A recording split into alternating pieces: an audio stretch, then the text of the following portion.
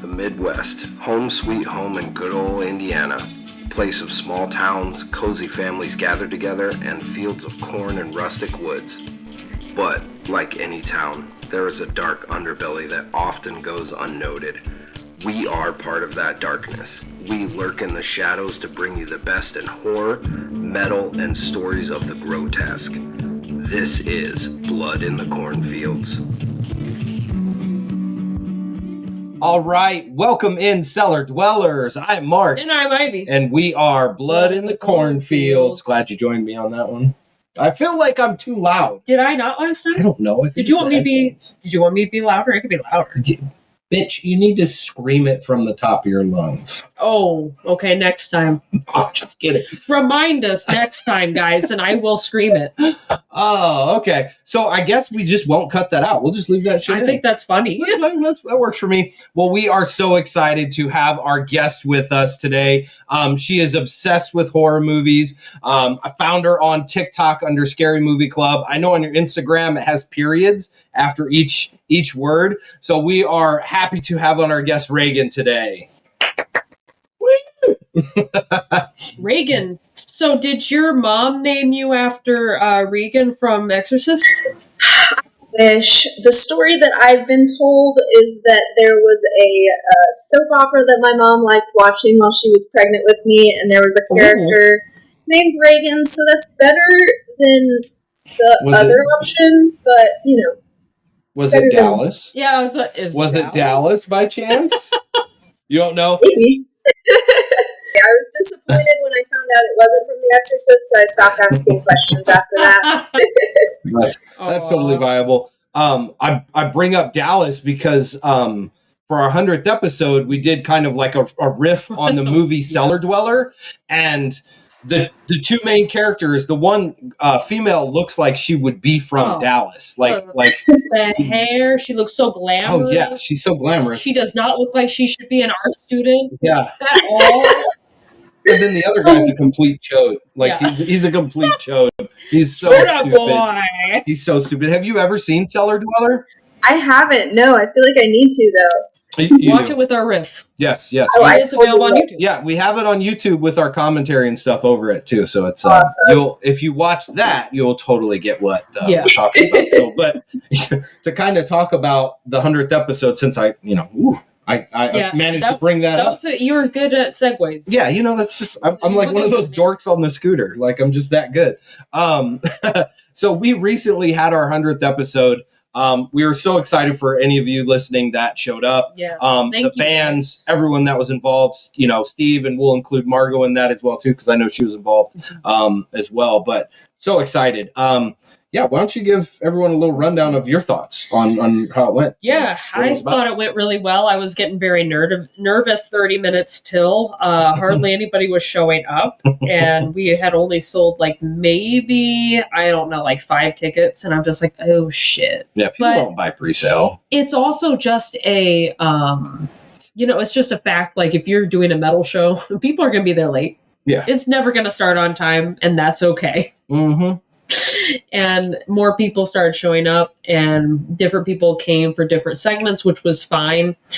Shout out to Omen Killer. Yes. And just thank you guys. Your mom was there and brought your whole family. Were they at the table? Yes. They were so sweet. And she bought 10 tickets, and that's awesome. Why he won everything. He was. I was just like, let's just give them all the shit. Right.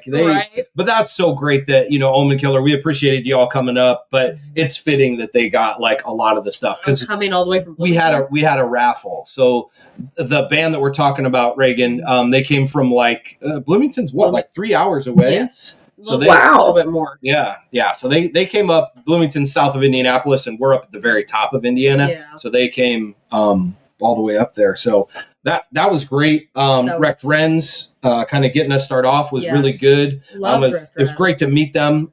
We've got a festival that we're they're putting together, but are involving us that we're going to host later on. So September it's good to 26th, Festival of Freaks. Festival of Freaks, and September 26th. And it's going to be at Blooming Bus in Niles, Michigan, guys. And right now, tickets are $20. They will increase at a certain point. So get them early. The less money you got to spend, because it's a lot. Yeah. So it was good. We awesome. ended up having a good turnout. Charlie was awesome. Charlie was good. He killed that house. Like, he was a comedian and he was amazing. I loved That's having awesome. him. And he was doing riffs while we were doing riffs. I know. Yeah. I was, telling him I was going to sit on his lap and we could play drums together. I would be the arms, so I would play the cymbals, and then he would play the feet. That's perfect. It might work out. Well, yeah, and then he threw out a timely pedophile joke like right after that. So it was just right on point. This is why he gets kicked out of comedy clubs. That's right. I would get kicked out of comedy clubs. He has stories. Yeah, he has stories of all the local comedy clubs kicking him out. I'm not surprised. And then to all the vendors, thank you for all the vendors for showing up. And then we did Cellar Dweller. It was fun to kind of do that. It was interesting to realize like the quirks of doing it live, because me and Steve talked about it the night after. We were so jealous of your phone. Oh, because I know, your phone we had our jokes on our phone, and so hers formatted on her phone like good size. Mine and Steve has like an old iPhone, so it's like, it looks like he's on an iPod. But like my phone is gigantic, but it didn't, like, Google Docs apparently didn't format well to mine because it was small. And if I zoomed in, it killed the left side of the screen. So I had no markings on where we were in the film. So I went by your nudges a lot, and I was just, going off it. So yeah, well, between Luke and I, we because we had a script for it, right? Mm-hmm. Because we reviewed the movie like a couple times. We started writing jokes for it, and then like behind the scenes stuff, guys. Yeah. But like, we wrote jokes for it. We wrote out a script, and that script is what you'll hear in the one that's on YouTube right now. Yeah. But basically, when we did it live, we had our script. We had who was going to be saying what. And I just felt so bad because I'm like, I've listened to it multiple times while my husband was editing. Yeah. So like, I know when things are to be said. I know when this is supposed to be happening. And also Luke would have me review it multiple times to make sure it was exactly where the joke was supposed to be. So between him and I, we had seen this movie like a bajillion times with our riffs over the top of it. Yeah. That like, I'm like, Mark, Steve.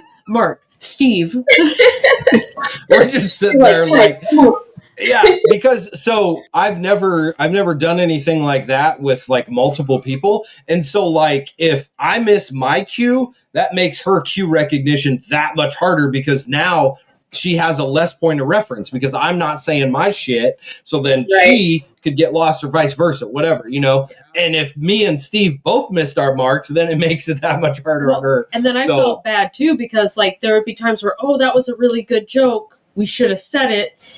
And then I would say it anyway. Yeah. And I feel bad because it's like, that was Steve's joke, and it's funny when Steve says it. It is. You know what I mean? His delivery and his laugh. I love that laugh he does, Steve. I know you're listening. That was my goal, was to try and get you to do that. But unfortunately, due to the technical difficulties, I don't even think I got him to do it once.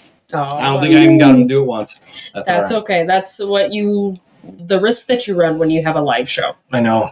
And then, and then for everyone else too, I went to Fringe Fest the next day. So was a stockroom. I do vending, so I have like horror collectibles that I sell, like toys, blankets. I have a shit ton of shirts. Like I started with 70. I had 70 shirts that I would sell and stuff.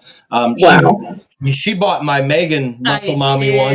So I have a Muscle Mommy cutout one, but it's Megan. It's I love that purple shirt. Or blue. Yep, it's purple. Yeah, it's awesome. So I sold and then packed up my stuff. And then the next night, Steve, who was helping us out, had his event that he does with his wife, Margot.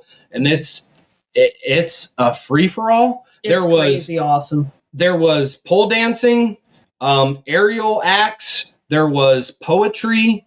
There was like an improv group that acted like the little inflatables in front of a car show. Yes, I love those. Yeah, the wacky waving inflatable arm guys. Yeah, and they were collecting money that people were throwing. There was a band. Yeah, it was. Their shows are just random. So where were you guys? Were you guys around the edge? We were, off to the side. Yeah, off to the side and stuff. I wish I could have gone. So sold some shirts. Story about why I wasn't able to be there. I was doing a drag show. Mm-hmm. I am a drag king. Awesome. And it was my first time performing on stage as Sombra Domingo. And he is actually named after my grandfather who passed away. And weird story is that my grandfather passed away when I was supposed to do my very first drag show. So I was like, obviously I can't be there to perform. I'm going to be a mess and I need to be there for my family. So this was my saving grace. And my drag mothers, Natasha Salad and Karen Pancakes, love you guys so much. The best drag mothers I could ever ask for. Basically said, yeah, we want you to come back. I know you didn't get a chance to perform, but this is your chance. And we know that, you know, you're in burlesque too. So you got this. You can own the stage, no problem. I'm like, I've never done it on stage, guys. Guys, fuck it. You gotta have more fuck it in you. But it went very, very well. Awesome. Much better than I anticipated. Was it your first drag performance? So I've done drag performances in smaller groups, like not on stage, and it wasn't ever to collect tips or anything like that. It was more of like a karaoke thing, like karaoke, but on like during Pride, and I would be in full, you know, drag. As I didn't have a name at that point. I did not have a name for myself. So I did that, and like I didn't have to go full stage makeup, but this one I did, and luckily I had so many different queens and kings that were helping me out with my first time on stage, and it was just such a beautiful bonding experience, and I got to meet so many cool people, and I made quite a bit of money in tips. I was like, okay, now I see why people do this. Sweet. That's awesome. That's cool. But yeah, it was awesome, and I'm sure you did pretty well at Stockroom. Yep. It did pretty good. Sold some shirts. That's so I had a guy come up to me and was like, loved Evil Dead, and he was looking at the figures, and so I have Toonie Tears. I have some Toonie Tear Evil Deads, and then I have one of the NECA where the front opens up and you can see like ash behind it. So one of those. Cool. But then he was kind of like, and I was like, all right, well, you know, I have some shirts. And then he's like, oh, my daughter loves Evil Dead. And I'm like, how old is your daughter? And he's like, oh, she's 12 or whatever. And I was like, okay. Reason why I'm asking is because I have an Evil Dead shirt where he's literally giving the finger. So I was like, I probably should, you know, preface that. He's like, oh, no, give me that shit. Give me that shit. All right. That's right. That's a good dad. And I have random band shirts in there. And then he bought a Sleep Token shirt. So I was like, oh, awesome. That's cool. So, yeah, but he bought a, you know, middle finger Evil Dead shirt. That's so sweet. What a good guy. That's cool. Yeah, what a good dad. Absolutely. Sweet. So enough of that bullshit. Yeah. We are here for a reason. We have you on for a reason. And it is to talk about one of the most legendary, well-known staples in the franchise horror history, whatever you want to call it. 100%. We are here to talk about Basket Case. A while. Shall we try to do this? You gotta do like one of these. Oh yeah. With your arms out there. There you go. Yes. So with this movie, I had mentioned earlier that I don't own it. I was shocked that I don't own it, and I had not seen it in such a long time that it was about as close to watching a brand new movie as it could be without it being brand new. Wow. I mean, I probably had not watched this movie for a good 20 years. Good 20 years. That's a long time, man. And I didn't realize it that the first one, I just hadn't watched it in that long. So I was excited for it. Yeah. I mean, what made you pick this movie for us to review? I need to know your thoughts. I have been just kind of trying to fill out some of my missing links in horror in the last year, 2 years, and I watched Basket Case. It was probably like a year and a half ago, and when I watched it, my TV was like not connecting to the internet, and so it was like pausing I swear to God, like every 2 or 3 minutes, it would just stop, and I was like, that's awful. I'm having so much fun with this movie, so I'm gonna push through and deal with all of these pauses and stuff, and I actually just recently rewatched it, in the last like several months, and I was like, man, this is just such a fun movie that like it obviously is like a huge staple and a classic, but at the same time, it doesn't really get talked about a whole lot. And it's one of those like I love a movie where you can feel like the independent spirit too, and the like kind of fuck it, let's make a movie attitude of the filmmakers, and you can 100% feel that in Basket Case. It is dripping with that independent spirit to me. And so when we talked about what we could cover, I had talked with you about, like, here are some options, and we had talked about loving some kind of like grimy 80s movies, and that was at the top of my mind, and I was like, yes, like, you sent me a list, and I was like, but what if we did Basket Case? And you were cool with it, and I was so pumped because, I hate to throw off people's plans or whatever, but I was just so like, it just seems like it would be such a perfect one for us to cover together. So I'm super glad y'all adjusted your schedule a little bit for me. Oh, of course. I'm super excited to talk about this one. I mean, we love 80s sleaze. Yes. And I try, like, of course, because, just communicating through text, like, we didn't really know each other. So I don't want to just, like, rip my bathing suit off and jump butt naked into the pool. Like, I've got to like dip my toe in a little bit to see like, absolutely. Where's she at? But when you were like Basket Case, I was like, oh fuck, yes. Like 80s horror is my shit. It's my favorite. Same. If I have to pick anything, it's 80s horror, and it's not even close. 80s horror. I think 100%. It's the best era, and people, a lot of people say the 70s is like the best era of horror. There's some good stuff there, but I think that what they were, like the kind of progress and practical effects that happened in the 80s was so, like, oh my gosh, the stuff that they were doing, just like, even in, I mean, my personal, like, favorite all-time movie is The Thing, just because of how incredible those practical effects are, like mind-blowing stuff that they were able to do. And then you watch like the behind the scenes and they're like, we had one chance to do this and we ended up exploding this head and it accidentally set stuff on fire and blah blah blah. And I'm like, oh my gosh, that's incredible. That is sweet. That's the cool thing about the 80s. It was like the wild frontier, like and like you said, because like this movie was done in, let's see here, was it 80, 82? Yeah. So at the beginning of the 80s. Yeah. And at the beginning of the 80s, you had people like Tom Savini that was like really paving the way for, horror and like practical effects. Because like literally in 1980, he did Maniac. And that's talk about another sleazy film from the 80s with an awesome gore effects and stuff like that. And then you got Basket Case, which is this beautiful underground independent film that takes place on 42nd Street back in its heyday. Fuck, I know it's supposed to be like a dangerous place, but God, what I wouldn't give to be able to be there on 42nd Street, strutting my shit, going over to like the XXX rating, and to kind of reminded me of Maxine. I want to do a peep show and shit like that. Like, I would love to be there. I think that looks so fun. Just stick your butthole up to the hole until they look good. I spy a butthole.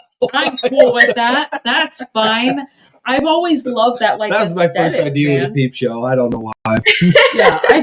I just always loved that aesthetic. Like, even as like, okay, this is gonna sound really fucking weird, but like, I just said I'd be looking at your butthole through a hole. I mean, that's true. That's my favorite hole. All right, but like, there's this movie called Armed and Dangerous with John Candy in it. And there is an awesome scene in there where they go to an XX like pornography kind of I don't know, I guess like on 42nd Street, I don't know if it actually was. Kind of like the peep show where it opens the screen. Yeah, where it opens up and, the person's got butt naked and everything like that, dancing in front of you. It's only for like a couple seconds and then it goes down. Do we really have time for this, Frank? It helps me think.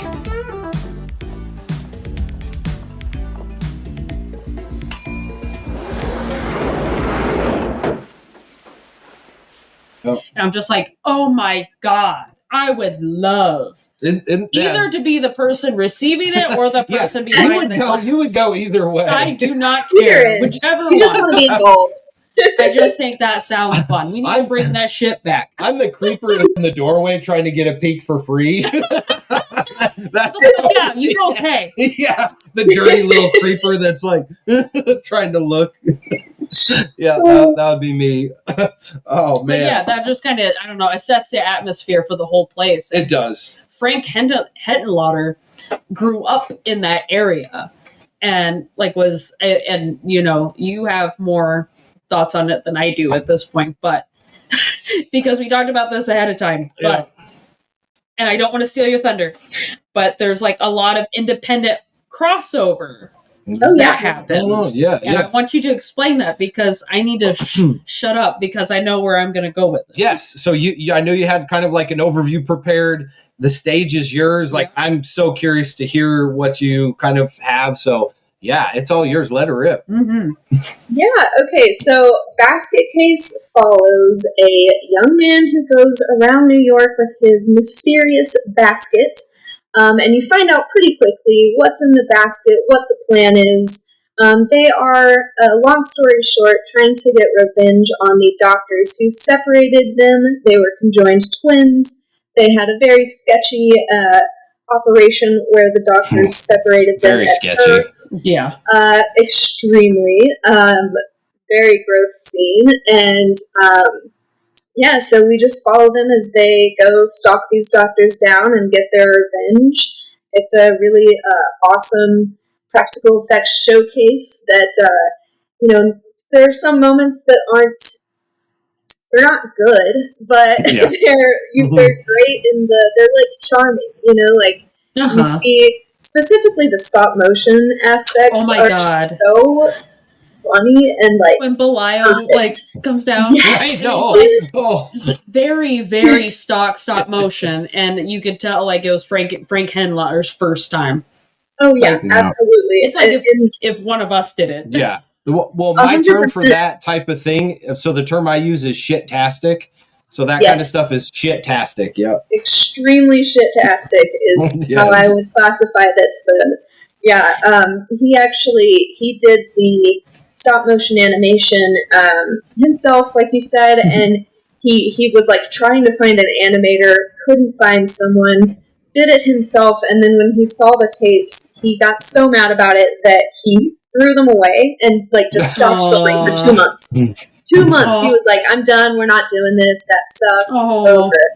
So I'm really glad that he took another look at those tapes and we got the completed film as it stands today, which that's another thing that's kind of interesting about the kind of background of the film. They put it out into some theaters and the theaters were extremely unwilling to show the uncut version. So they were showing cut versions. It wasn't doing very well. And then actually Joe Bob Briggs, God bless that man. Yeah, he actually kind of strong-armed a theater in Dallas into showing the uncut version. And it was such a big hit that they got all the other theaters to do the same. And awesome. Basket Case had a almost 2-year theatrical run in different late-night drive-ins and stuff. Holy shit. I did not know that. Yeah, and I think it's a little different than today because there weren't necessarily a ton of these movies coming out. So it was, a lot of people excited about reruns and stuff, but still they made this movie for $35,000 and it got, an almost 2-year theater release. So that's awesome. Pretty cool. Yeah, so I know I want to say it's in Pennsylvania, I forget which town, they have VHS Fest. And this past year, I think VHS Fest Basket Case was the final showing. Oh, so, wow, that'd be so cool. Yeah, I would love to see this one in the theater. God, oh my God. I can't even imagine being somebody in the 80s, being able to see that on the big screen for the very first time. Because back in the day, they would have either little teasers or little radio spots. Right. Or sometimes they would have a tiny little thing in a magazine or even in a newspaper. And that's how you find out about it. Oh my God, if I want to I wish I could have been like a 80s nerd back in the day. I was one when this movie was out. You were one? I was 1 year old when this movie was out. So what did you think of it? It was great. My parents had me in the backseat. Yeah, my mom breastfed me, during it. It was all good. Oh my gosh. Yeah, it's crazy that it's such a classic today because it was such a pain in the ass to get made. When I watched the behind the scenes thing that I watched was called What's in the Basket, and it was filmed, I believe, in 2015.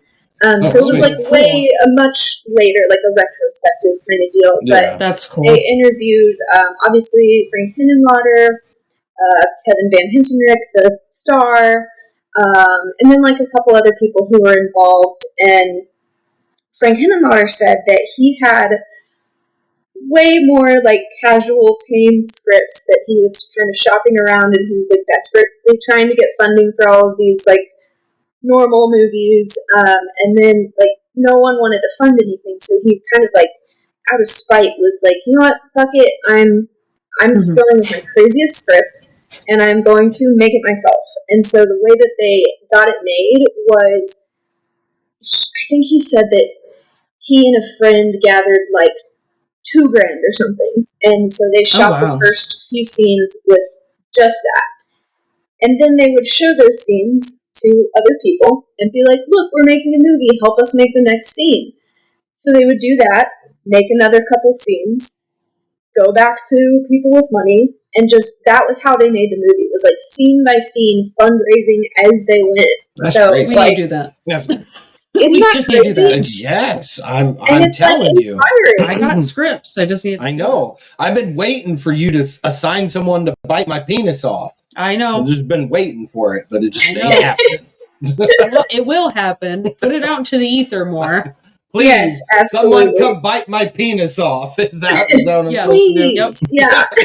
Please, someone. Please, anybody. Yeah, and then what another like crazy thing, which when I first saw the movie, I thought maybe it was a bit or something, but like when you turn it on and the like restored by the Museum of Modern Art thing comes up, and you're like, yeah, excuse me, like, what? Like for Basket Case, okay, all right, respect to MoMA for that one, but it's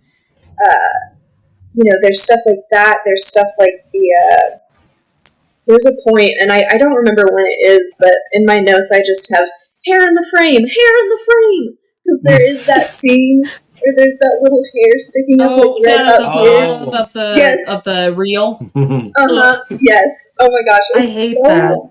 It's so funny though, and like that they kept that in because like.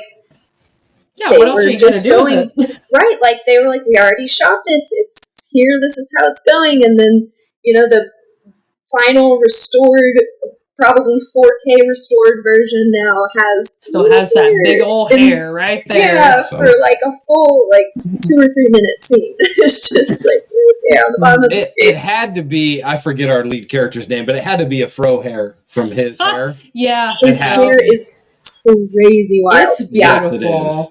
To quote my friend, I want to swim through it. It's beautiful. Yeah. So if you guys, if y'all want to start kind of going through it a little bit, I have my trivia sort of inserted into the different scenes where it comes up. But sure. Yeah. So one of the first things that I was hoping that you would cover is the connection to divine. Okay, yeah. So let's just do it. The only information I have on that, you may have more or something different, but Beverly Bonner, who plays, who I think is the her, right? Yeah, I knew it. Second main character in this movie. I love her character. She's great. She was in a movie with Divine, and I didn't write down which movie, and I can't remember what it was. Flamingo. Yeah. Oh my God! There we go.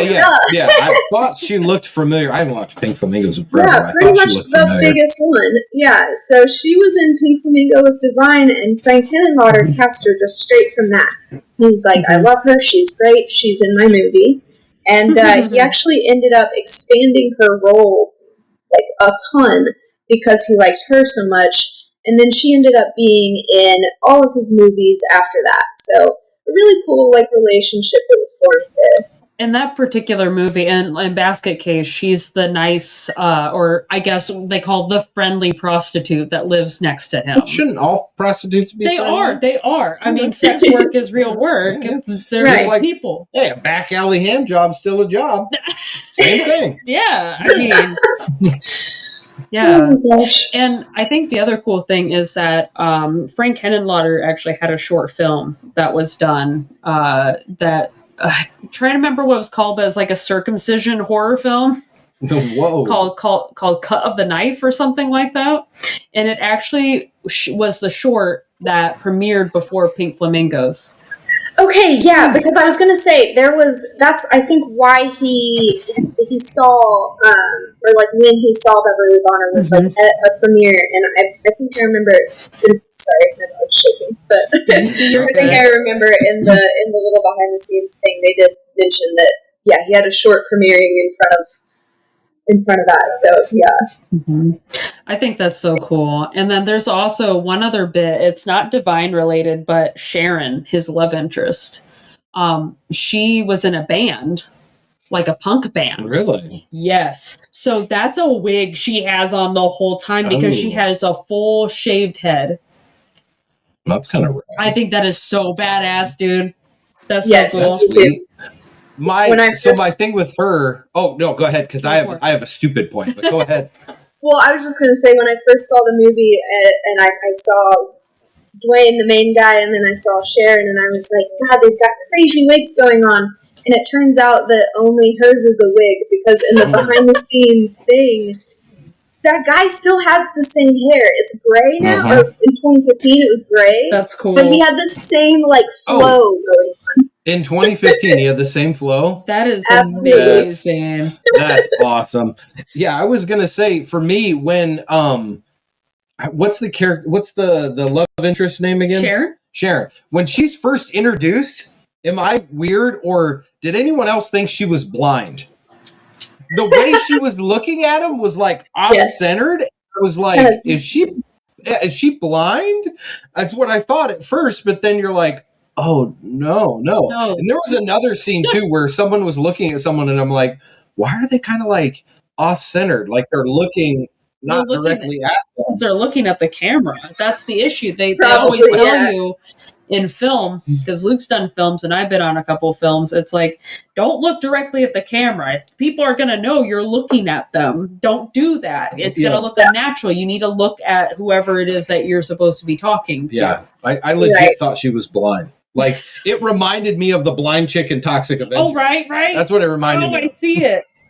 That totally reminded me of that. I was like, oh, they're doing that. And then I'm like, oh, no, they're not. They're not doing that. That would make more sense for this movie because, she would have never saw Belial towards the end. Yeah, right?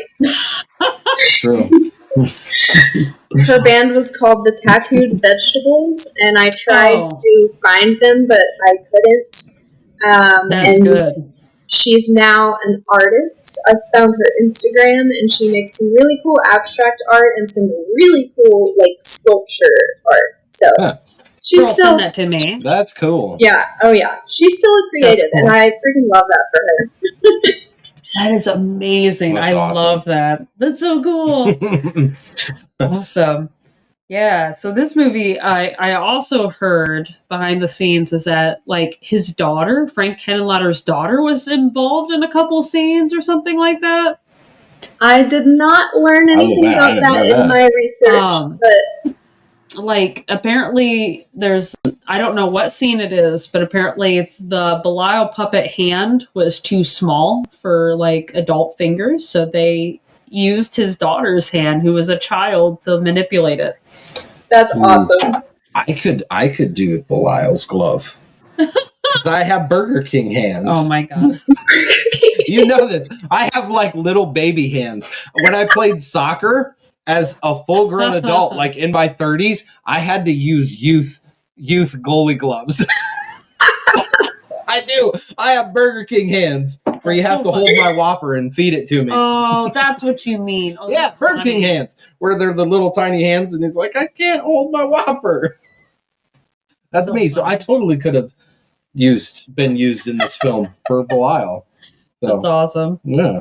That's another cool kind of behind the scenes thing is that Frank Henlingwater was actually like operating the puppet for most of it, like while he was directing. So there's a lot of scenes where the basket will be on like a little cupboard thingy, like a little chest of drawers situation, and he was like in there doing these things. Sorry, that's all right. Chill out, dog. He would be in the cupboard, like, doing this thing, and then he'd be like, all right, so you need to be in your spot over here, and, like, directing from inside the little cupboard thing. So that's awesome. I think oh, my God. That's pretty cool behind-the-scenes information. If you guys don't mind, I think I need to let my dog put her in a No, I'm so sorry. We'll take a break. Okay, so sorry, guys. I'll be right back.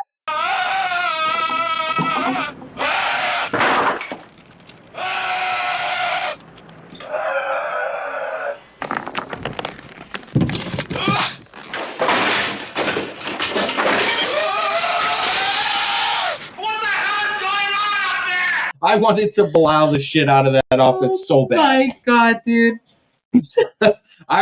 She was like, when you left your dog out, she was like, hey, if you have any scenes that you want to talk about. And so I was like, yes, the first Belial freakout scene is like one of my all-time favorite scenes in movies, and I forgot it even existed until it came about.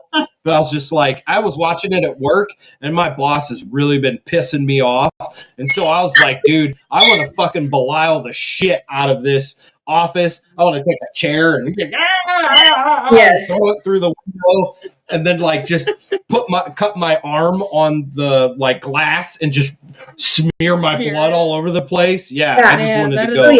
That's awesome. Take a poop and throw it against the wall. Like you name it, I wanted to fuck that place up. So, I need to start using the term Belial the shit out of it. I need to I'm gonna add Belial the shit out of this place, man. Dude, if you don't get on my face, I'm gonna Belial the shit out of you. For real, they'll be like, what? What? And you just just hands to face. Yeah. Don't make me come out of my basket and whoop your ass. Don't you fuck with my brother. So that's always your goal. I know my goal is to like have her pee her pants or piss. Let's hope Luke caught that edit back in.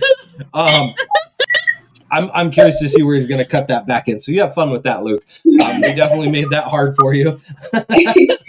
Sorry. So no, it's all good. But yeah, that is like one of my all-time favorite movies, scenes in movies. And I forget the context. I just remember he's in the room, but I don't remember what caused him to freak out. Is it because he kissed the girl? I thought he kissed somebody. Yes. Okay, so he's like jealous.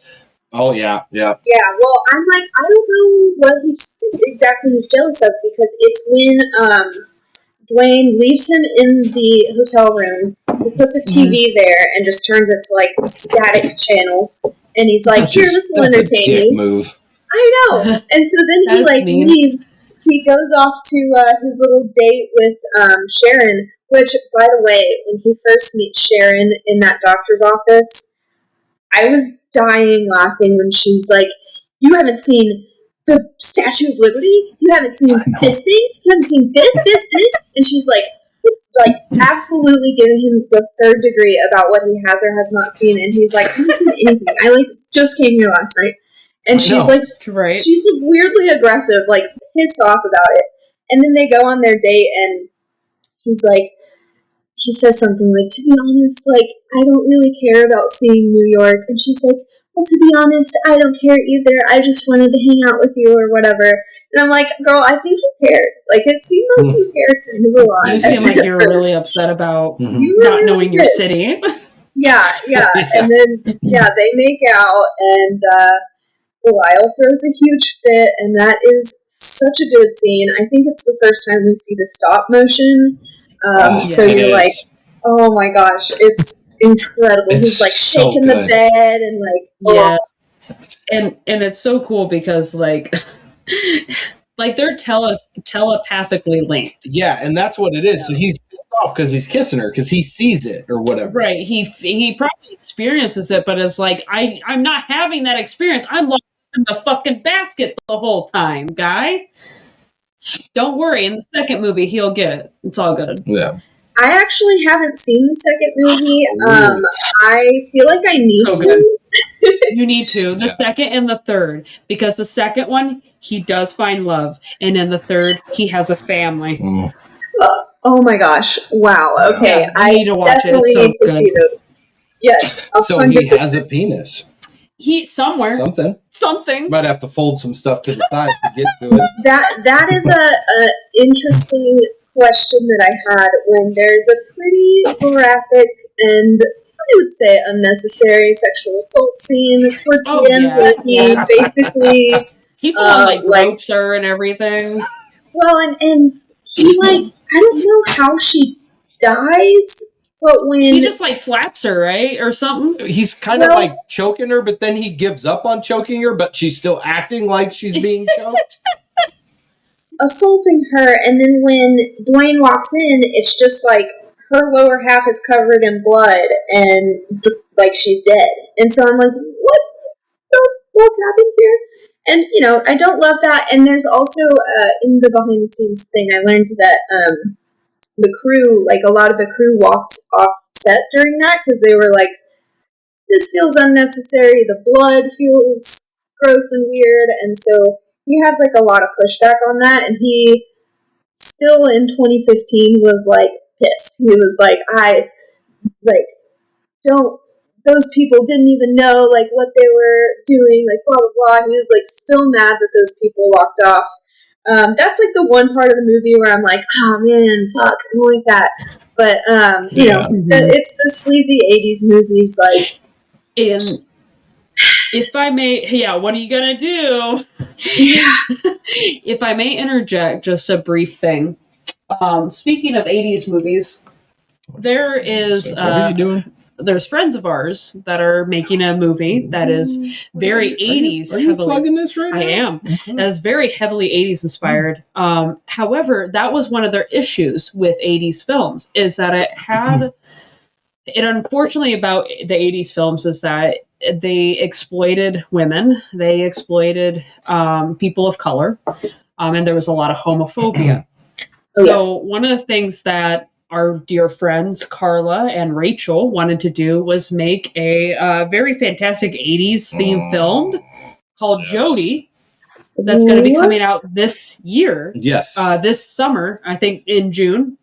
Or July. I'm not sure there's a July screening because I'm trying to be a part of it. I haven't talked to them, so ladies, if you listen to this, I know that's news to you too. I know we briefly talked about it, but no details have been hammered out because it's an indie, so it's only a little bit of ways. But I think that she said that they're at a drive-in, and I'm really trying to be involved with that if I can. Yeah. I am no stranger to slutting myself out to try and get into things. So it's just what it is. That sounds awesome. Yeah, so that's why I plugged it, is because they're trying to make a difference. They're trying to make a queer-based horror film about two femmes, a femme and a butch, that are partners, and it's just this awesome 80s sleazy but also respectful, if you can believe it, just horror comedy. And I think that's awesome that they're able to do that and kind of twist the 80s tropes on its head, because you get scenes like that are just uncomfortable, and it's you didn't need to put that in the film, but you decided, okay, that's what we needed. Yeah. We needed the brutality of it, the exploitation, which, okay, I get it. That's your way of showing tits, but you could have easily had a shower scene. Yeah. And they're even just like a suggestion, I don't know. There are a lot of ways you could have gone about that differently. And I love to hear that people are trying to get that same like feeling, like, because I like the like griminess that we were just talking about, like the griminess, the sleaziness, but like sleaziness that doesn't have like, you know, actual like assault. You know, like now if you take like what was it, I Spit on Your Grave, that's a completely different film because that shows where you get from point A to point B, and the point B is gratifying. Right. And, you know, I don't personally, like, watch a whole lot of rape revenge films. I get what they're doing, and I, like, respect that, but they're just not for me, usually. So, yeah, I think that there's a way, and there was a way, you know, even in the 80s or whatever, that people did it with at least more, like, meaning behind it, I guess. Right, but yeah, I don't know that it's ever entirely necessary, especially not in this film, you know, with Belial, like, throughout the whole movie, I'm like, he's so cute, and he's so, like, you know, you sympathize, especially after that surgery scene, and they just, throw him in the trash, and I'm like, oh my god, this is horrible, and so the whole time I'm, like, really sympathetic or whatever, and then that happens, and I'm like, oh fuck, no. All the sympathy I had for you out the door.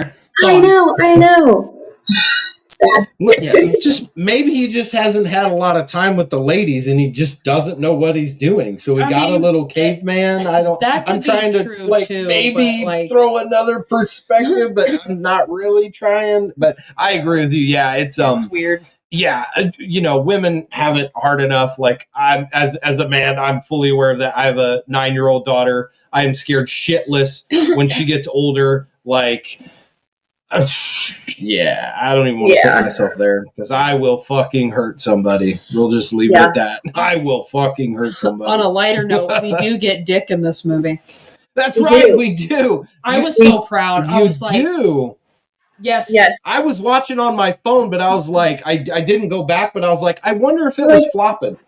Yes, it was. He had a big dick of just a flop. Just flopping, all right, man. He did, and that scene where he's running naked through the streets of New York, that was, you know, you were talking earlier about the streets potentially being like kind of gross and kind of sketchy, and like and so, they said that they, like, swept off the street because they wanted him to run barefoot. So they swept off the street so that he wouldn't, like, step on something and hurt himself. Get hepatitis. Get hepatitis. For real. They filmed it in the winter, so he was, like, hauling ass. And they'd have, like, vans on either end, and they'd be like, all right, go! And push him out of the van, and he'd haul ass down the thing and jump into the next van. And that's like that same kind of like 80s independent spirit that I'm like, that's what I like to see. I'd have to be like, hey, someone quick, breathe on my penis. For real. So I can go run. Right. I need someone right here to breathe on my penis. I say I've only done one photo shoot. Or like pull on it to like stretch it or something. Give it a good yank.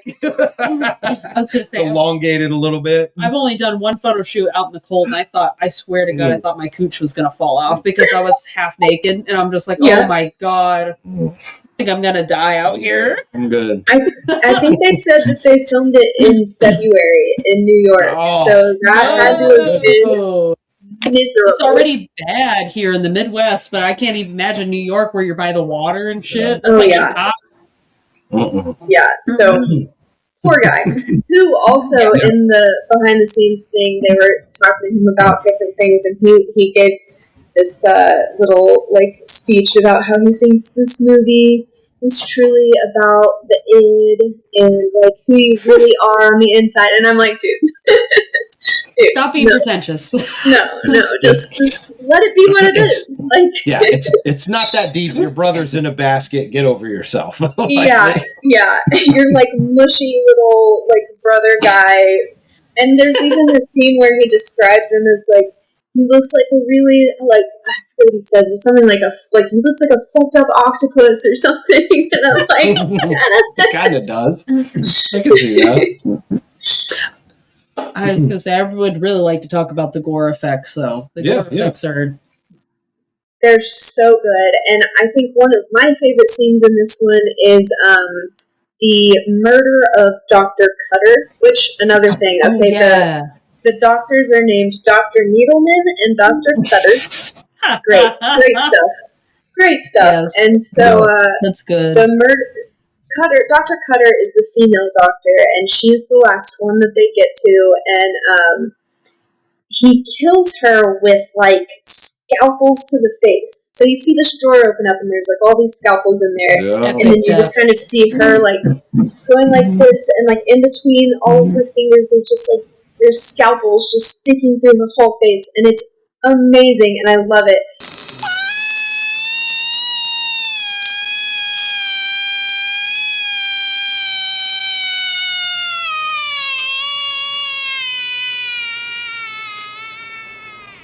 And I was actually listening to one of y'all's episodes the other day on, I think it was the one on The Ugly Stepsister or something. Oh. And y'all were talking about like Spirit Halloween and how they have like the same masks and they're all kind of played out. And I just remember thinking like, oh my god, wouldn't it be cool if they had like the scalpel face mask in Spirit Halloween or something? So awesome. That would be an excellent mask.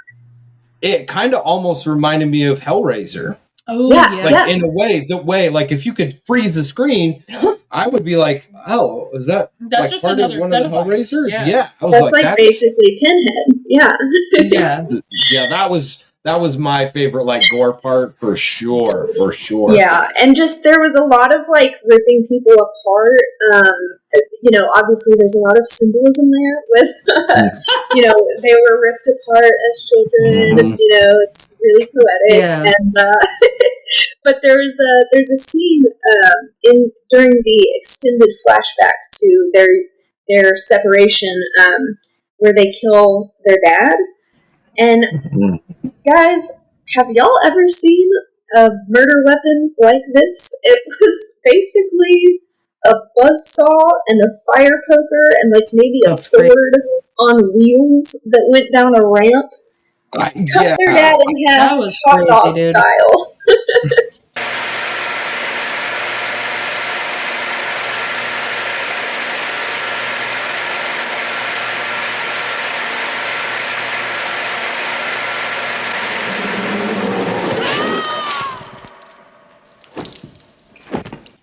That was crazy. It took me a second to even realize what it was because it's so random that like my brain just did not connect all of those things together for like a whole second. Right. But hear me out. I mean, these are like kids, like, because they're kids when they get cut in half, right? Like when they do this thing to their dad, like they're kids. Like this is just what they have laying around the house. They're like, what can we do to kill our dad, guys? Exactly.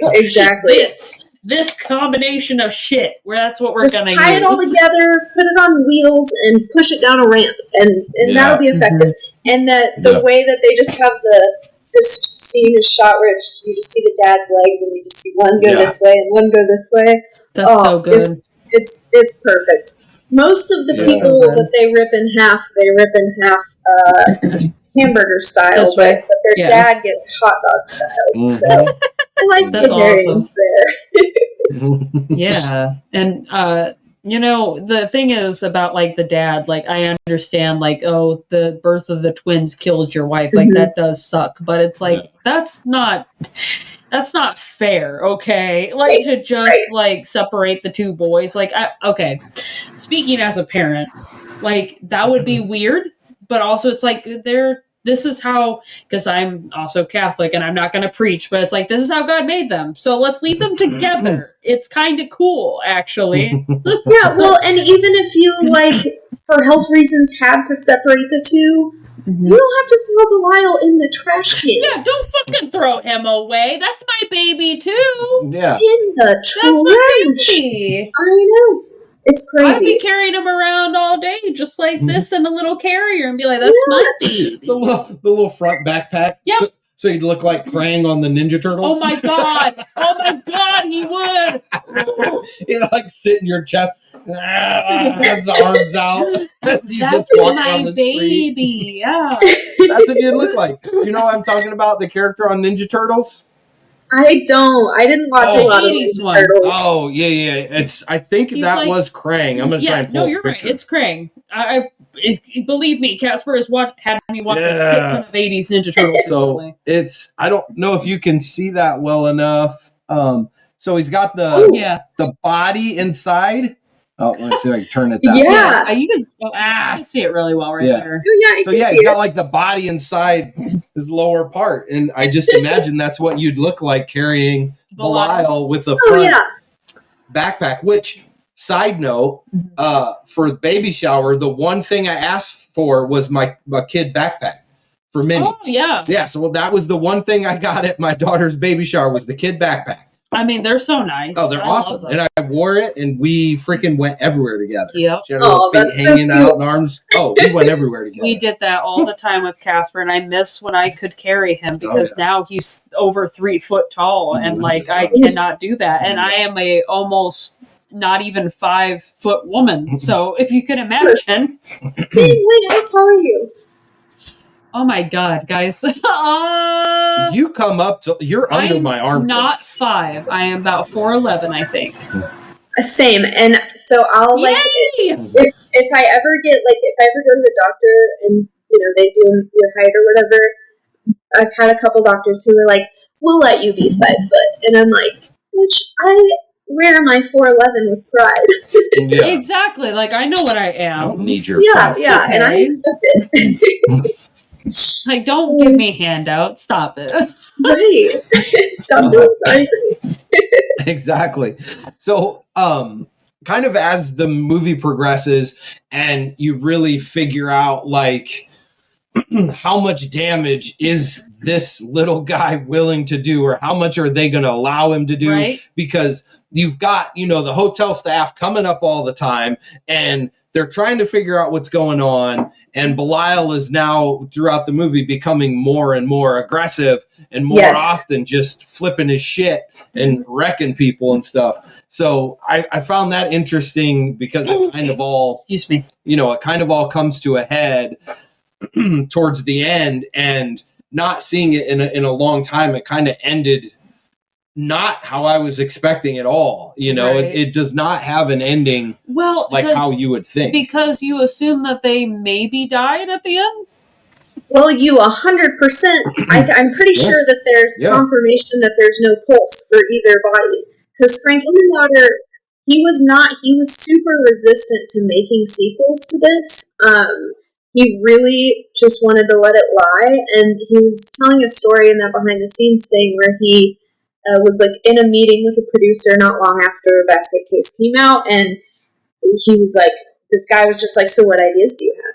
He was like, well, I have this idea, and he's like, next, and just kind of kept pulling out different ideas, and then finally Frankenloader was like, well, I guess I have an idea for a Basket Case too, and the producer was like, yes, that's what we want. We want. Yeah, so he kind of was pressured into making the sequels. He didn't want to. So they did die at the end of this movie. But I guess in another universe they lived. Yeah, and here's a question, guys: do y'all think Belial is human? Because he has super strength. He breaks down doors all by himself. He, in the second stop motion scene, he debuts his glowing red eyes. I know. Oh, yeah. Yes. About that, actually. Yes. Beautiful glowing red eyes. And then, so I'm like, is he human, or is he some kind of something else? Is he a mutation? Because I mean, if Dwayne hunted down all these people that wronged them, I assume their practice remained in New York or in that area, right? So they obviously moved away, and now they're back here to exact revenge and that sort of shit. So it's okay, if they went to all this trouble to do this, I had something and I lost it. You just shit the bed, didn't you? I had something and then I watched it just evaporate from my mind, and I'm like, and you're like, oh shit, it's gone. Oh shit. Well, for me, I kind of thought it was some sort of like mutation because, like you're saying, with the red eyes and the superhuman strength, I didn't actually think that deep into it to be like, hey, is it human? I totally would have that discussion, but I did, recognize that he's different, in some sort of way, especially with the eyes, because I was like, at first I was like, what the hell? What are they doing? Like, I didn't get what the eyes were doing. I'm like, is he just like turned on and so they're red? Like, Well, yeah, okay. That's where I was going with it. Is like, they live there. So like, was there like a poison in like the drinking water system or some shit like that? A Flint, Michigan thing going on? Yeah, because it's New York. Anything could have fucking happened there. Right. So, like, is that what happened? Like, did Mama have something ninjas nasty? in the sewer. Oh, yeah. I mean, Ninja Turtles in the sewer. You got Godzilla attacking. You got, oh God, what else happens? Ghostbusters. Yeah. Not to mention Cloverfield happens there. I mean. Yeah. Maybe there is something in the water. There's an argument to be made, and I think that even the reason I even had that question was because there was, I think, in the flashback that his dad says something about, like, it's not even human or whatever. And that just, like, struck me, and I was like, huh, is he, though? Because, like, they communicate telepathically, and, like, he's got glowing red eyes and super strength. Like, maybe something happened. Right? They are technically twins, too, and you've heard of, like, twins having, like, a weird... their own secret language or some shit like that, Yeah, I thought about that too when he said it's not even human, because I was trying to figure out, like is it really human, or is that what he's saying to justify basically saying throw my damn kid in the trash? That's so sad. Right, exactly. So it's pretty interesting. And random thought. So this is the spur of the moment, and I'll see what you both think. Okay, I need to hear. I think that we down the line should get together again for Basket Case 2 and for Basket Case 3. But we have to have Steve Frito on because he hasn't seen them. Okay, we can do that. Yeah. But I just think we need to do 2 and a 3 to be fair, because we can't just leave one hanging out there like I that. love leave that. it hanging. No, I am 100% down. Okay. Perfect. I would love that awesome. because like Steve has this whole story about how Rawhead Rex and Basket Case were the two movies he tried to find back in the 80s, and he had to see them. He had to hunt them down. And Basket Case was like one that really stood out to him as like one of his favorite movies of all time. So we need to bring him because he's never seen 2 or 3, and you've never seen 2 or 3, have you? It's been so long. Same thing. Like it's kind of like watching them again. It's so, oh my God. When I saw 2, because I was in college and I watched the first one on Comet TV. Comet TV? Yeah, Comet. It was in Indianapolis. And it had MST3K really late at night. It was really great. But anyway, I saw the movie and I was like, oh my God, that was awesome. I tracked down the second movie on YouTube or Venmo or something like, not Venmo. Oh my God. You know what I'm talking about. The movie site, Vimeo or something. Yeah, Vimeo. Oh yeah. Vimeo or something. Down on there. Vimeo, that's it. And I was just like, oh my God, this movie's fucking nuts. It's so good. And it turns out the second and the third movie were filmed back to back. So that makes sense why there's a lot of the same characters and a lot of the same set pieces and whatnot. So and just so you know, Reagan, on Tubi, Basket Case 2 and 3. So you don't even have to pay for like any streaming. It's on Tubi for free. So yeah, we'll have to totally. I fucking love Tubi. Tubi is the shit. Their horror catalog is so impressive. I love that shit. Absolutely. I mean, hell, that's how we saw Cannibal Mukbang and a whole bunch of others, like The Farm. Love Cannibal Mukbang. I paid for it though. Glad that you said it. Yeah, now that you said it, we actually were able to score an interview with the director. So cool! Oh my gosh, is it? Where can I watch? So it's actually not to watch. It's actually, you got to buy the book. We do a magazine every month called Devil Tale Magazine. Okay. And it's the Valentine's Day issue that we did. It's the movie review for Valentine's Day issue. And it was also simultaneously a review or an interview with Amy Couge. And she was amazing. Yeah. Such a sweet lady. And yeah, so you can read it. You can download it for either digitally or even actually purchase the book. Don't you have? I do. I'll grab it. Yeah. Yes, I was going to say, I thought you did. Yeah. We're just plugging. I know. We're just plugging away everything here. There you go. Good. Perfect. Yeah. As we should be. Oh, yeah. So Devil Tale. I'm horrible at holding stuff up. That's okay. And then, is it in this one or is it in that one? No, it's in that one. Oh, no, I got to flip through. There it is, Cannibal I got to Mukbang. flip through. So, yeah, we did Cannibal Mukbang review in there. Mm-hmm. Yep, and we've got... the full interview. Yeah, so it was 3 pages worth. Yep. That's did awesome. You have did I see a post? You have like a VHS or something? Yeah. Actually, let's just. I was gonna say, why aren't you plugging that? VHS Haven. Yeah, VHS Haven. Oh. Luke was sweet enough. Luke is our producer. He's my husband. He does everything. If we didn't, we wouldn't have the show without him. We would just be talking. Yeah, we would. We would just literally be having conversations that nobody would ever hear. But we were able to score the VHS copies. And so we have them now. They're beautiful. Oh my gosh. By Jackrabbit Media. Wow. So they got the nice red tape. I'm going to have to get you one of those. I'm like... Are they for sale? This is yours. Yeah, they are for sale. I'm pretty sure they still are. So go to VHS Haven. There. I don't know if you could do it. There we go. VHS Haven. And they go for, I think this was like 20, maybe 30. I don't remember. But like, because they're the legit thing. That's totally worth it. Yeah. The cover for that, dude, she needs to make shirts. Like, I'm not going to message her and be like, hey, like, you need to make shirts, but I've kind of checked into it. At live screenings, she has them. She has shirts, live screenings, but I've not seen her say, like, she's selling them. I'm just like, dude, maybe I can drunk test. Yes. She drunk texts, like, people all the time, and it's usually they're, like, famous. That'd be cool. I'd love to be on the show. And she's gotten some of our biggest guests by drunk texting. Yeah. Shot. Yeah. So the art is by Sadist Art Designs. That's awesome. Maybe I should drunk text him and be like, dude, how can I score a shirt? Just drunk text everybody. Just drunk text everybody, really. Man.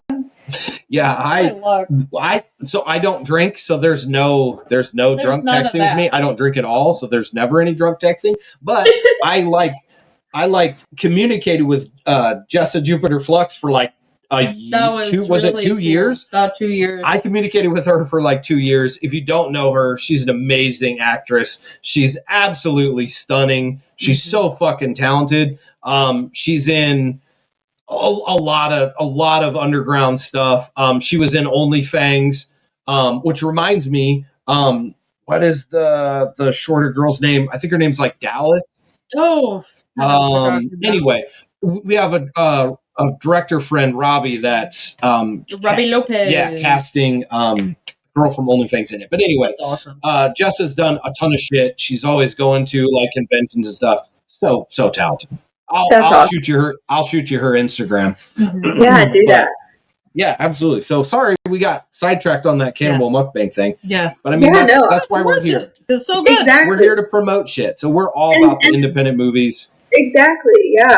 I mean, this is a great one to promote independent movies on, because it's got that, like we said, it's dripping with that. So it's very appropriate for that. And I was, genuinely not because, like, we've talked to the director and we've done a review for him. Irrelevant. I'm an honest guy. Like, I would find a nice way to say it if I didn't like it.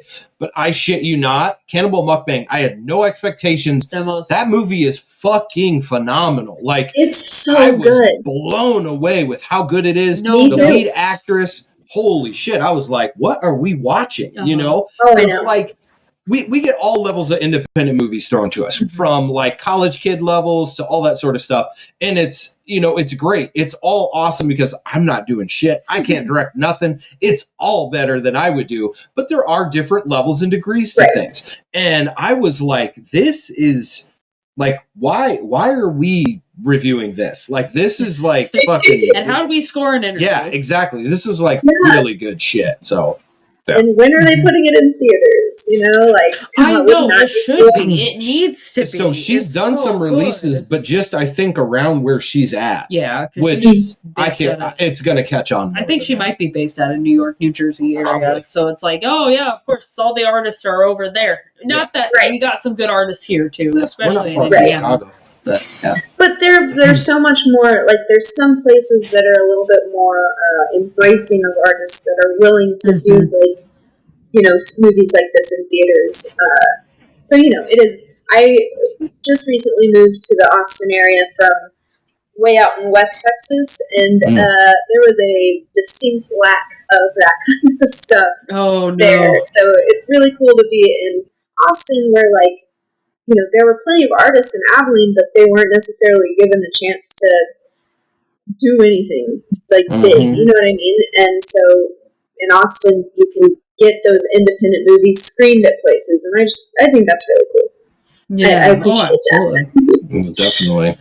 Yeah, I mean, hell, you're in Austin, Texas. That's where Weird lives, right? That's Keep Austin Weird, right? Yeah. I was gonna say, and if you ever want recommendations on things to do there, I am the one to go to. I need to go back. I lived there for so long. Fun. Yeah, absolutely. It's a completely different city now, though. When I go to see my daughter, I'm gonna stay downtown and kind of walk around and familiarize yourself, because the bar I worked at for 7 years doesn't exist anymore. Aww. It's just that place. I mean, you can't drive past downtown Austin on 35 and not see a fucking crane downtown putting shit up. And that's it's been that way for 10 years, maybe even more.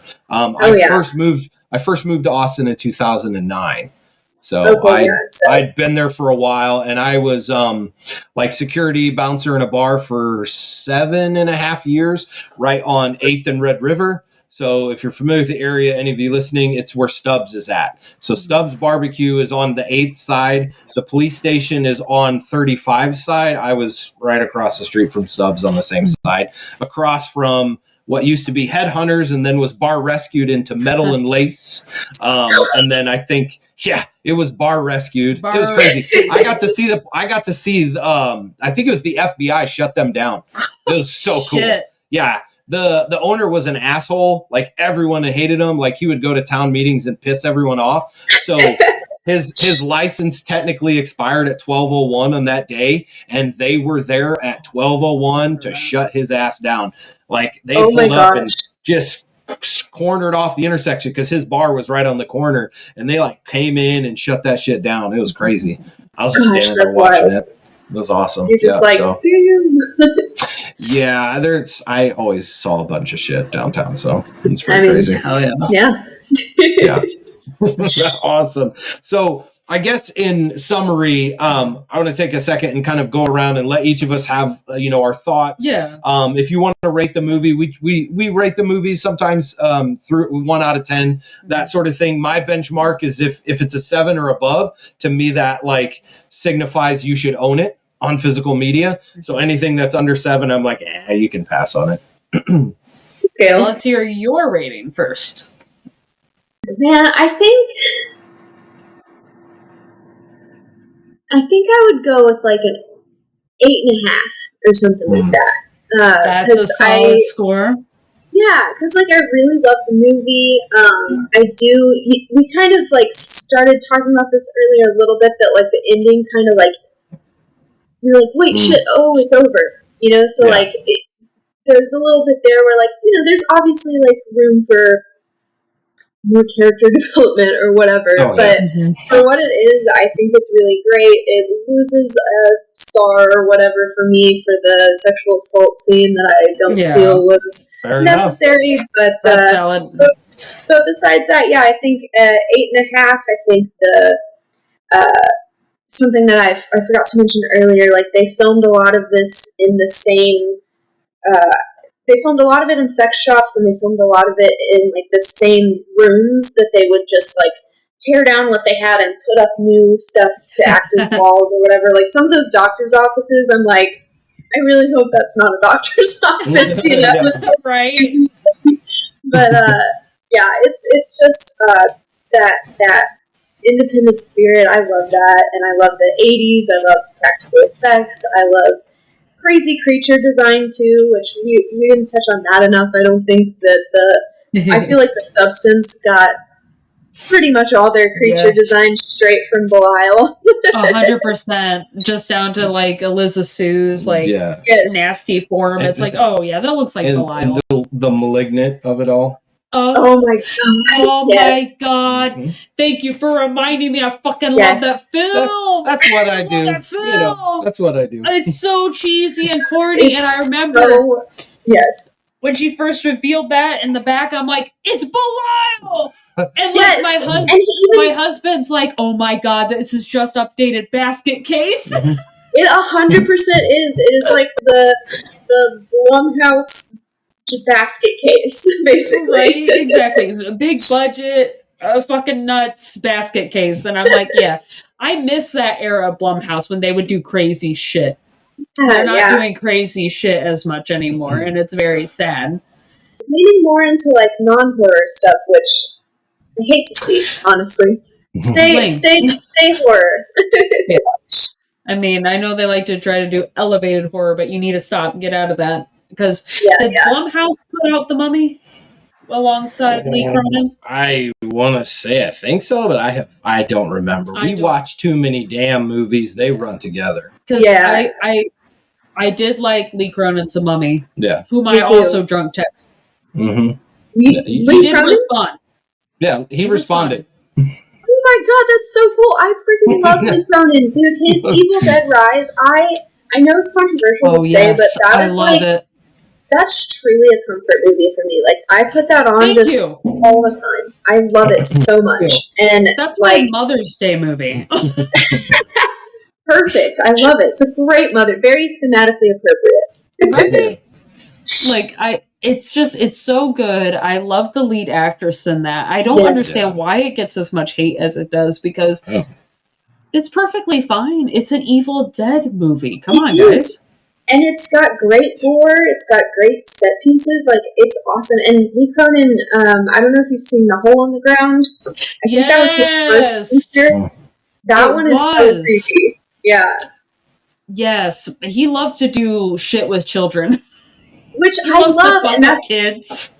I love that shit. Like, the Philippou brothers are doing that too. Like, I am something kids. Honestly. Yeah. In the movies, not in real life. Hit those little shits. That's how you were not with in real life. No, yeah, right. No. What was that film? When Evil Lurks? Yeah. Hit that kid. My favorite part in Evil Lurks is when the guy gets out of the truck and smacks the shit out of that kid. I love that so much. I got it. The dog scene, my picture on Letterboxd is of that little girl standing next to that dog. And I'm like, because that is a perfect scene. Oh my god, when the dog rips the shit out of her like a rag doll, I'm like, oh my fucking god, because I had just become a mom at that point, and I'm just like, what the hell am I even looking at? Oh my gosh. Awesome. So yeah, 8.5 is a good score. I definitely like it. What do you think, Ivy? For what's me, your thoughts? It's a solid 8. It's a solid 8. Definitely the rape sequence did take it down quite a bit for me. But besides all that, of course it's not a perfect film. It doesn't need to be a perfect film. That's the charm of it. Exactly. This doesn't have to be a 10 out of 10, and that's okay. 8 is perfectly fine. It's a perfectly serviceable film. It's a lot of fun. It has so much rewatchability. This is the type of film that you put on with people that you like and friends that you want to show this shit to, especially people that have never seen this or heard about this movie before. Mm-hmm. So yeah, there's solid 8. Let's see, where's the little head? Yeah, where's the kid? I'm sorry. What's M&M's? Dude, peanut M&M's? Oh, they're good. I love peanut M&M's. I could eat that whole bag, and I'm trying not to. I'm going to go Belial on that bag. Hands to face into the bag. This is how you need to eat them. and put my whole fucking face in the bag. Oh my god, the freaking burger scene where he dumps a bag of burgers into the basket and you just see like the shavings come out of the basket. I love He goes full Cookie Monster. I know. Yes. Yeah. Very much must have been cheap Monster. burgers. Yeah, they 25 cents maybe. Some hot now or something. Right? I don't know. White Castle. The White Castle too small. Oh yeah, kind of realistic patty, but still, yeah, it's sweet. So for me, I would go with 8.5. I'm right with Reagan there. My mother's calling me. She did this when we were live. When we were live on stage, and I almost took it on my watch, but my mom's kind of got some health issues, so I don't think she would get it. She probably can't hear enough well to get it anyway. So hey, Mom! On stage. I know. She'd be like, what? I don't know. But anyway, sorry, Mom. You're going to have to shut the hell up. So like I was saying, an 8.5 for me. There's a lot of nostalgia in this movie for me. Being born in the 80s, I could identify with like some of the obnoxiousness of it. Because it does have its like quirks, and even with the way that people deliver their dialogue is so 80s. Like the way that they, have their delivery and some of the things they say, I'm just like, it's so ridiculous because I feel like they had thoughts of going like full Evil Dead type comedy, but they kind of like pulled back and they were like, let's do 1/4 Evil Dead comedy kind of style. And it suits the charm of this movie because ultimately at the core of the movie, it's a guy with his brother who is his twin, who he talked to telepathically, keeps in a fucking basket. Mm-hmm. Right. We're not like trying to win an Oscar here. Nope. Right. But just for the uniqueness and for the trend that it set for other body horror type movies with this similar conjoined twin type scenario, it spawned a bunch off of that. So I know that that's a big like, tribute, respect to. So Simpsons even did it. Yeah. Absolutely. So, for me, it's definitely ownable. 8.5 is pretty high up there on my scale. So I love it. Again, if you're only watching this for the first Belial freak out, it's worth it for that because you get the stop animation where he's like, and then he's and throwing everything. It's so great. It's worth it at least for that. 100%. You will want to wreck shit and go Belial on somebody. So I thought that was pretty great. It was pretty good. So all in all, great movie. Mm-hmm.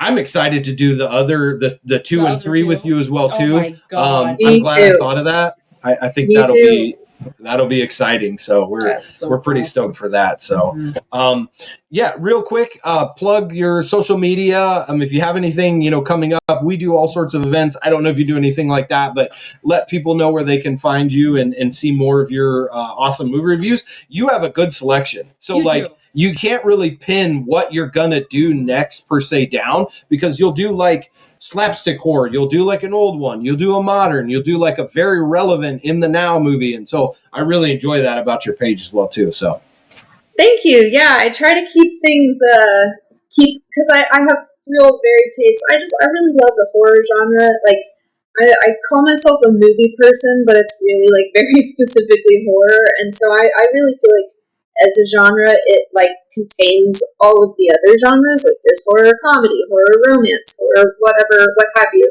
So I love it so much, and that's all I really watch. So I have a lot of different styles to review. So I try to keep things kind of interesting.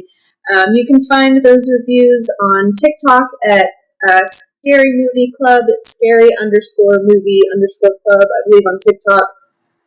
On Instagram, it's scary.movie.club. Facebook, Scary Movie Club. Nobody follows me on there, but hey, maybe y'all can. It's Facebook. We took down our Facebook. Yeah, we hiked it off Facebook a while ago. Yeah, I'm thinking about doing that because it's kind of just a waste of time. But Instagram, TikTok. I'm actually filming a short film in early June. I wrote and will be directing it. It's just a little passion project that I'm putting together.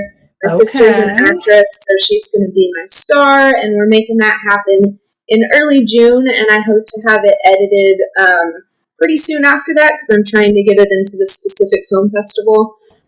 So I will share that with you guys. Yeah. We may be able to help you out with something. Yes. How? So explain it to her. So we help out with. Oh, first off, tell us what film festival you're looking at. Let me not be rude.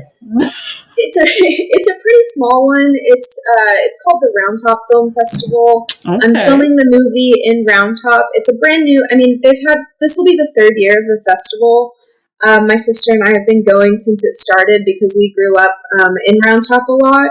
So it's very small, and I'm just kind of hoping they'll accept it because it's going to be filmed there. They're not really like a horror film thing, but hopefully I can be like, but this was filmed like right down the street. Don't y'all love that? Right, that's important.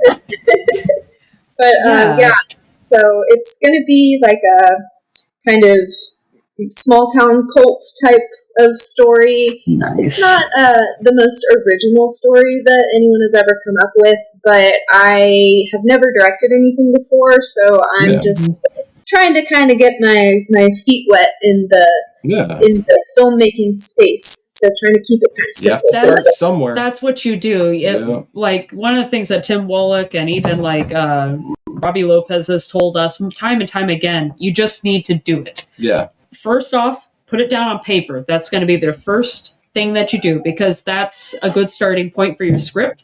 And then just go from there. Try to just pursue, get it done, get it out. And even if it's a couple eyes show it, you did a thing. You did a project, you know? And then you have reference. You have something to go off of for the next one. So exactly. So the Riverbend Film Festival takes place here in Goshen, Indiana. Okay. And late submissions are accepted at a higher fee until June 15th. June 15th. Okay. I know you're looking at June. I don't know how long of a time that you have, but if our friends for Jody can get it done in 10 days, maybe you can get it done. I don't know. I will definitely do my best because if not this year. Oh, sorry. Go ahead. Exactly.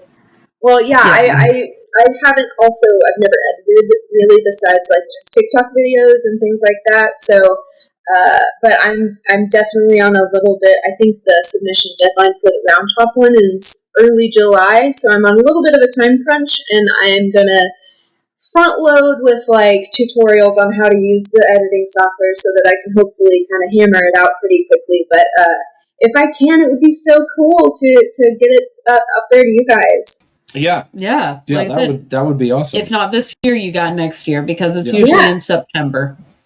Okay, cool. Yeah, 100%. I will definitely apply for next year for sure. If I miss this year. Yeah, and we like you and Luke are more involved, and I got involved just this past year, and we were able to present an award. And to Steven Susko of the Grudge thing. Yeah, the writer of The Grudge. Oh wow! Yeah, we got to interview him. In a back alley. In a back alley, so it was outside this pizza place, and we had this drunk girl. So I was awesome. Just kind of playing off of her, and like she was just being ridiculous. So it made for a pretty funny moment. I got Steven to laugh, so I was cool with that. So that's awesome.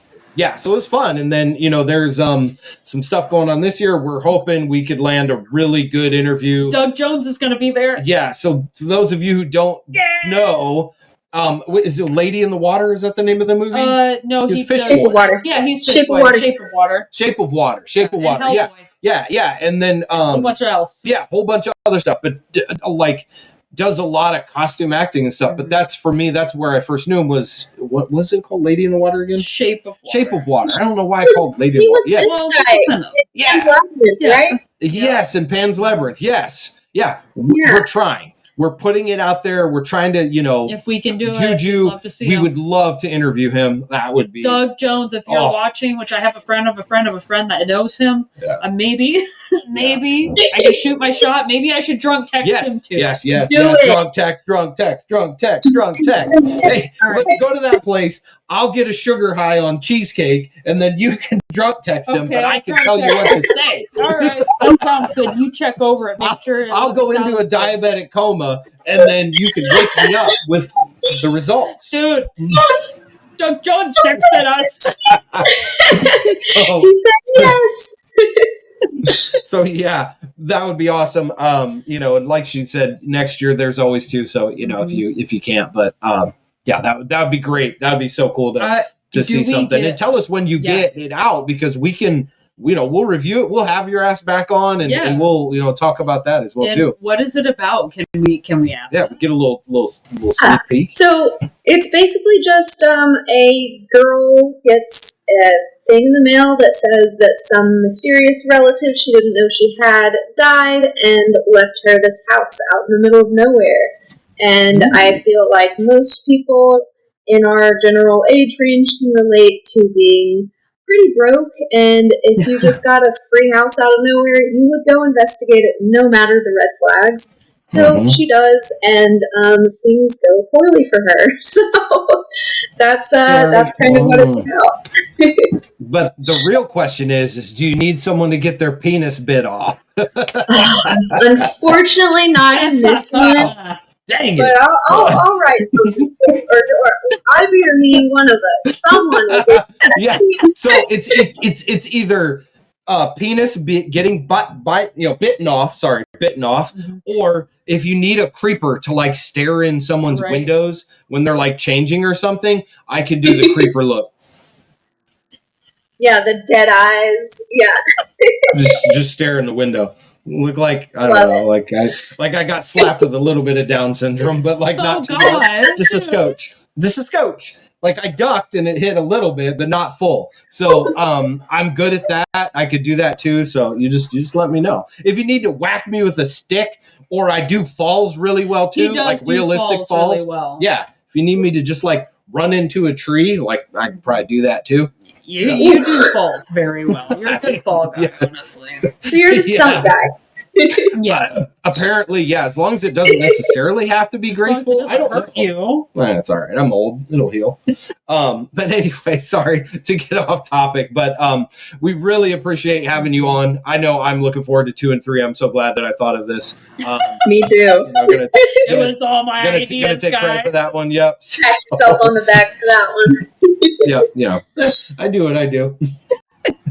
Awesome. Well, we're gonna have you hang on with a minute after we kind of let you go and stuff too, just because we got to make sure it's done recording and everything. But we really appreciate you taking the time out of your day, and tell your dogs that we're sorry we stole you for them for at least an hour and a half or so. So we really appreciate it. So well, thank you guys so much for having me on. I've been telling everyone about this for weeks. Been super excited. Awesome. Felt like homework, but in like the coolest, best way. I loved it. I had a great time preparing for this and talking with you guys. This has been great.